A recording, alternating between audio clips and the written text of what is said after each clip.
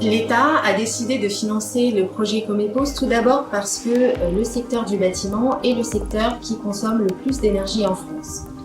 Le projet Comépose, donc soutenu dès 2013 par l'État via le programme d'investissement d'avenir opéré par l'ADEME, a pour objectif donc, de soutenir la filière de construction de maisons individuelles dans le développement de nouvelles solutions techniques et constructives afin de construire des maisons individuelles à énergie positive à l'horizon 2020.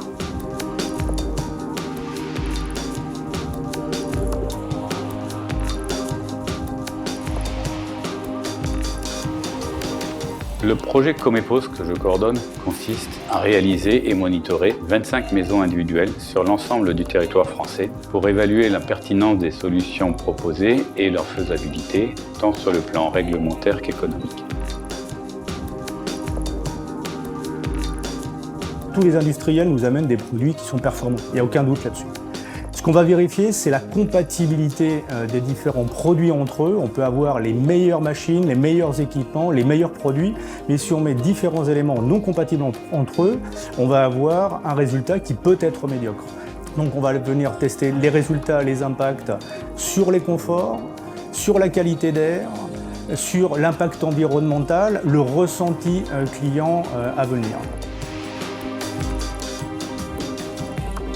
J'ai choisi de participer au projet Comépose parce qu'il mettait en avant des produits innovants qui me permettaient d'améliorer la qualité de l'air dans la maison, notamment pour mes enfants qui sont asthmatiques tous les deux. Le boîtier est très simple d'utilisation. Mes enfants adorent aller cliquer sur la centralisation des fermetures pour fermer la totalité des volets en même temps. Et pour le reste des consommations, c'est quelque chose de très lisible et très facile d'utilisation.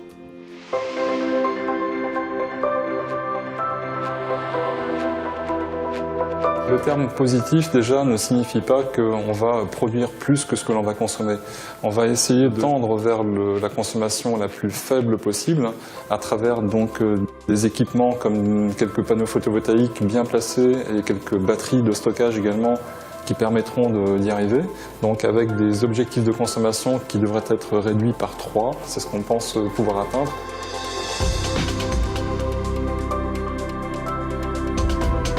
Ces 3 maisons de 100 m² ont un aspect architectural parfaitement identique. Simplement, ce qui les diffère sont leurs aspects structurels, à savoir une maison est construite en briques, 2 autres maisons sont construites en parpaings, 2 parpaings qui sont eux-mêmes différents.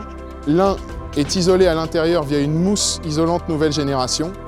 L'autre est en réalité une structure à base de roches volcaniques qui lui confère un pouvoir isolant important.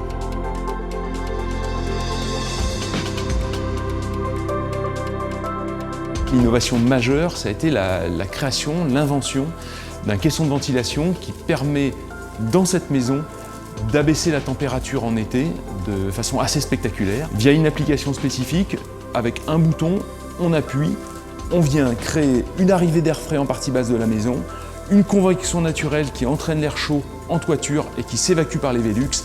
Et à partir de là, on peut renouveler en quelques minutes la totalité de l'air de la maison. Et donc quand en été, dans la maison, il fait 30 degrés, en ouvrant ce système, en quelques minutes, on va perdre 4, 5, 6 degrés, ce qui est énorme, sans consommer de climatisation. À partir de maintenant, avec cette maison, nous avons un vrai retour d'expérience, quantifié, enregistré, qui va nous permettre de contribuer à la future réglementation 2020 sur l'interaction entre tous les conforts, la qualité d'air, le taux réel d'autonomie énergétique et l'impact environnemental. Donc nous ne sommes plus dans du prédictif, mais réellement sur ce qui va se passer demain dans nos futures maisons.